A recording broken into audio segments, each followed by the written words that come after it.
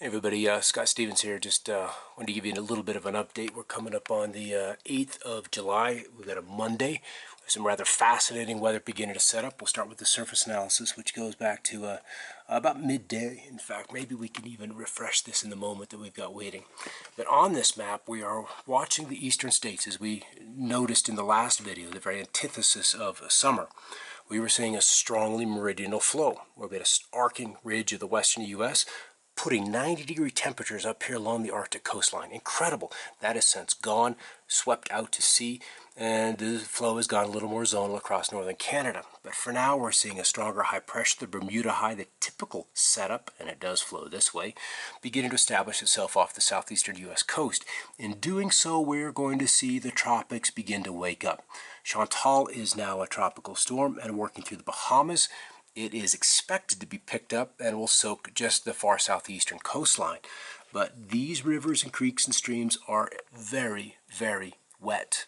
We've got temperatures in the 80s, the dew points are high, hot 90s, and then we get into the hundreds as we move into western Oklahoma and Texas, as this copious amounts of tropical moisture continue to inundate the eastern U.S.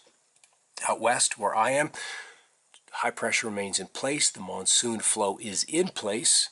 And then towards the northwest, it is cooler. And as we said last time we talked, we were seeing temperatures in the 90s up here. And presently we are, struggling to get out of the 40s. So one cool front has passed, another one is here, and then probably more up in Alaska.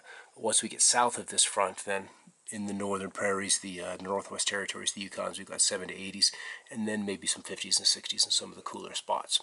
All right, wider view. Go back to the analysis this morning, Monday on the 8th. And we're going back to another meridional flow. We had, as I started off with, a strong ridge that sent the hot weather up into Alaska. There's still a little bit of that there.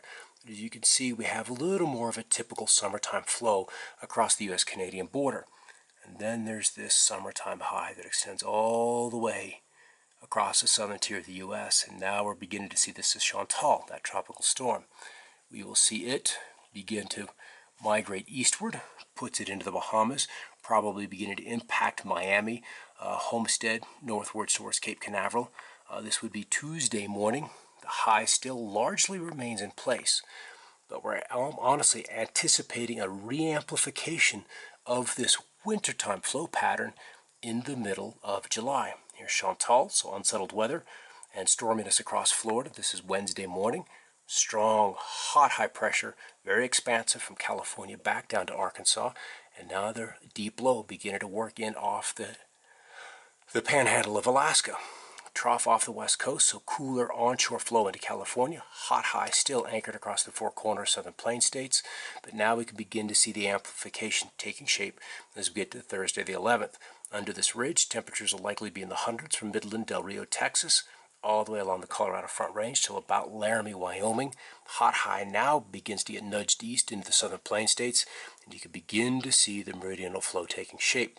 Chantal is essentially gone, but what I'm curious about is this energy that will probably spark some severe weather in Montana towards the end of the week.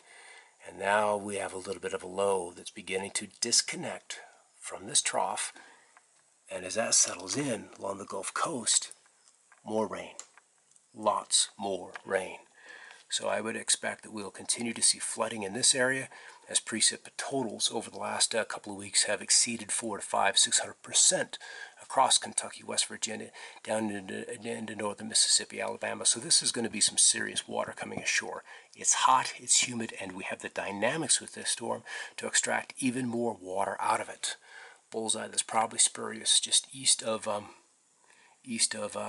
Denver, Colorado. Nevertheless, unsettled weather along the Gulf Coast. All right, let's move on. There's the radar for this afternoon. There's the timestamp up there in the afternoon. So more rains in the east. They got really, really wet the other day. But what I want to show you is an operation dealing with just untold numbers of chemtrails off the northwestern coast of the United States. I am looking at the water vapor imagery.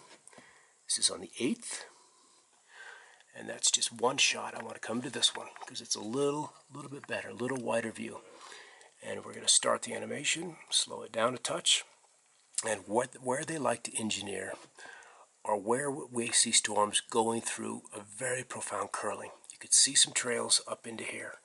slow it down, and when the animation starts again, boom, you see these lines right in there. All these are chemtrails. And it allows them to draw straight lines across a movement right in here. This is key. And you can begin to illustrate and see how important the chemtrails are. Boom, boom, boom, boom, boom. You see those lines going. See how the whole line anchors and pivots like this. Then they can measure how fast this stream is going versus how fast this stream is going. And then we can create the vorticity and understand the shear that's happening through here. And then this is on the next curve that's beginning to develop.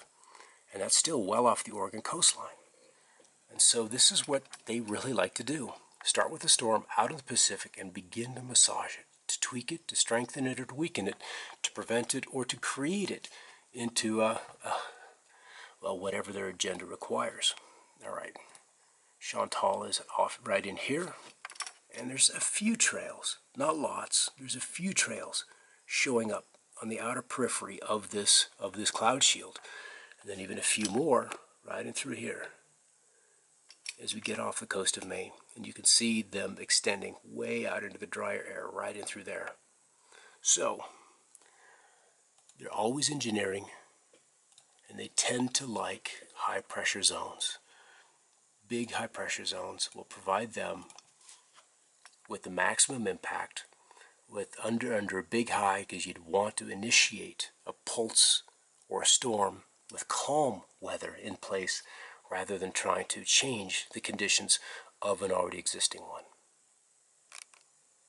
All right, let's end this with a look at daily precip forecast from the Weather Prediction Center. A 5-day precip total. This runs from today through Sunday, probably Saturday evening, and it is the Carolinas. 3.3, 2.9 inches, 3.4 inches. Another bullseye in northeastern Ohio. Light showers throughout the plain states. What they can use the water. A little bullseye of 1.5 inches plus across northern North Dakota, and then some showers in the very droughted desert southwest. So that rain is welcome there. All right, thanks for watching, everybody. Keep looking up. Nice little chemtrail arcing over the storm that's probably an hour behind us. Fascinating that it just tended to find this cloud with these holes. Boom, boom, boom, boom. 4 of them. Trail comes in, flares out, flattens, goes to the dark spot, and emerges from the other side. There's something there. Rain gauge, 2100ths, 1300ths when he started. So that is our monsoon total. Just a pittance. All right, let's go for a walk.